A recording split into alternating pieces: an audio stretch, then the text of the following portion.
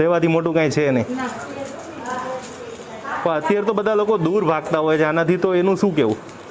એ ભાગવાવાળા ભલે ને ભાગે, મને કહો હું કોરોના માનતી જ નથી. એમ ને? મગજમાં લે એને થાય છે, હું મગજમાં નથી લેતી. વાહ. એટલે ટૂંકમાં હિંમત રાખવાની છે તમારે, જીવનમાં ક્યારે હારવાનું નથી. ગંગાજળ પાઈ દો બાપાને.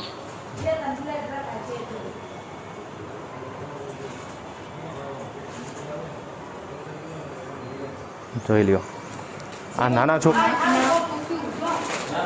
જો અત્યારે આપણે ખરેખર આ બેનને સલામ છે કે જે તમે આ સેવા કરી રહ્યા છો ને એ અદ્ભુત છે. મને આમાં અહીંયા આવતા આવતા ડર લાગતો હતો, પણ તમને જોઈને મને મારો ડર વયો ગયો.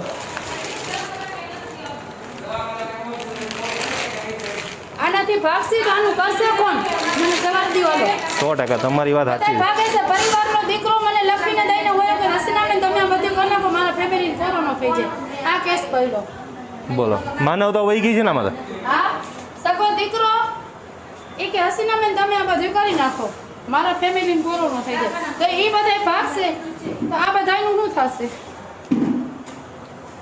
સાચી વાત છે. હજુ પણ સલામ છે તમને.